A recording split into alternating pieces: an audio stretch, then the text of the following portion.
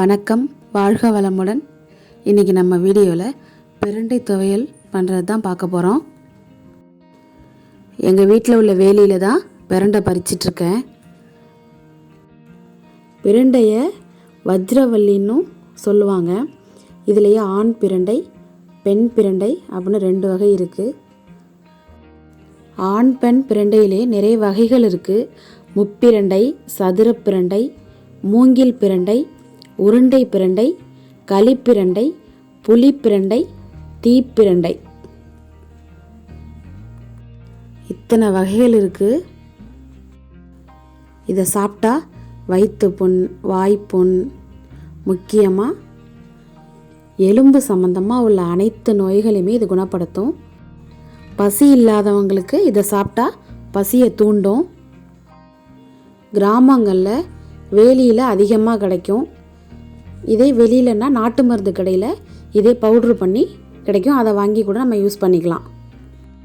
இதோட இலை, வேர், தண்டு எல்லாமே மருத்துவ குணம் உள்ளது தான். இதை கீரையை கூட நம்ம சமைச்சு சாப்பிட்லாம். இப்போ நான் பறித்து வச்சுருக்கிறது 4 பக்கமும் பட்டையாக இருக்கும். இதே சிவப்பு கலர்லேயும் இருக்கும், உருண்டையாகவும் இருக்கும். எல்லாம் பறித்து எடுத்துகிட்டு வந்தாச்சு. இப்போ நம்ம கட் பண்ணி எடுத்துக்கலாம். இது கையை அரிக்கும். ரொம்ப முத்தி போயிட்டுனா கையை அரிக்கும். நல்லெண்ணெயை கையில் தடவிட்டு கூட நம்ம கட் பண்ணிக்கலாம். இதே போல் நம்ம நார் எடுத்துக்கணும். ரொம்ப பிஞ்சாக இருந்ததுன்னு வைங்களேன், நுனியில் இருந்ததுன்னா நம்ம சும்மாவே அப்படியே போட்டுடலாம். இதை கையாலே ஒடிச்சு போட்டுடலாம்.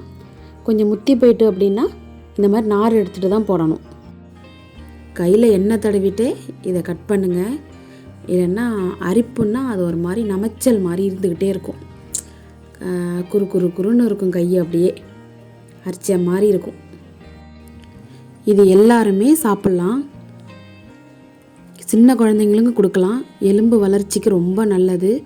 பொடியாக செஞ்சு சாப்பிட்லாம். இதே போல் துவையல் அரைச்சி கூட சாப்பிட்லாம். இப்போ சந்தையில் கூட கிடைக்கிது. கிராமங்கள்லேருந்து கொண்டு வந்து கூட அங்கே விற்கிறாங்க. அதை நம்ம வாங்கி இதே போல் நம்ம சமைச்சு சாப்பிட்லாம். 1 மாதத்துக்கு ஒரு தடவை கூட நீங்கள் சேர்த்துக்கலாம், அதிகமாக கிடைக்கலன்னா. இதோட கீரையை நம்ம பாசி பருப்பு போட்டு கூட்டு வச்சு சாப்பிட்லாம். டேஸ்ட்டாக இருக்கும், உடம்புக்கும் ரொம்ப நல்லது. இன்றைக்கி நிறைய கிடைக்கல, அதனால் தண்டு மட்டும் பயன்படுத்தி நான் துவையல் அரைச்சிருக்கேன். இதே போல் நம்ம எல்லாத்தையும் சுத்தப்படுத்தி எடுத்துக்கலாம். எல்லாத்தையும் கட் பண்ணி எடுத்துட்டேன். இதை கழுவி எடுத்துக்கலாம்.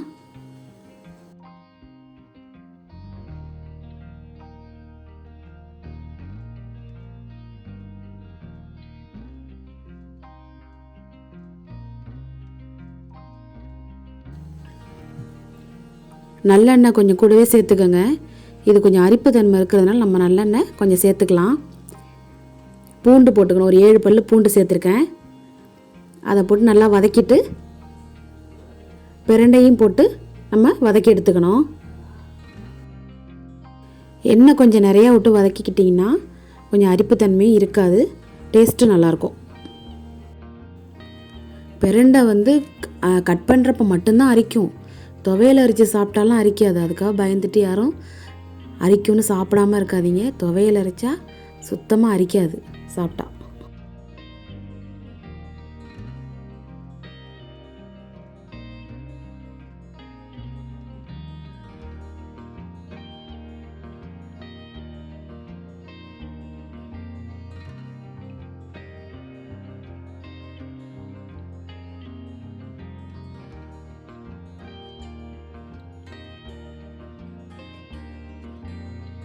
இப்போ நல்லா பிரண்டை நல்லா வதங்கி வந்துட்டு, இந்த மாதிரி உள்ளது நல்லா எண்ணெயிலே நல்லா வதங்கி வந்துட்டு, இப்போ புளி சேர்த்துக்கலாம். கொஞ்சம் நமைச்சல் இருக்கிறதுங்கிறதுனால நம்ம புளி சேர்த்து அரைச்சிக்கலாம்.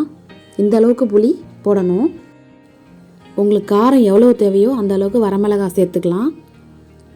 இதெல்லாம் வதங்கணும்னு கிடையாது, லேசாக சூடானா போதும். இதோட தேங்காயும் சேர்த்து கிளறி விட்டுக்கலாம்.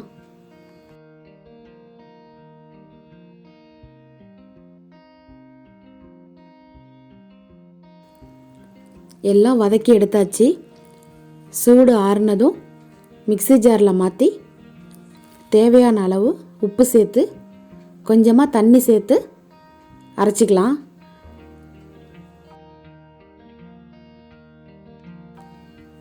நல்லா நைஸாக அரைச்சி எடுத்தாச்சு. சூடான சாதத்தில் பிசைஞ்சு சாப்பிட்லாம். டேஸ்ட்டு சூப்பராக இருக்கும், உடம்புக்கு ரொம்ப நல்லது. கண்டிப்பாக இதே போல் நீங்கள் துவையல் அரைச்சி செஞ்சு பாருங்கள். அடுத்த வீடியோவில் பார்க்கலாம். நன்றி, வணக்கம்.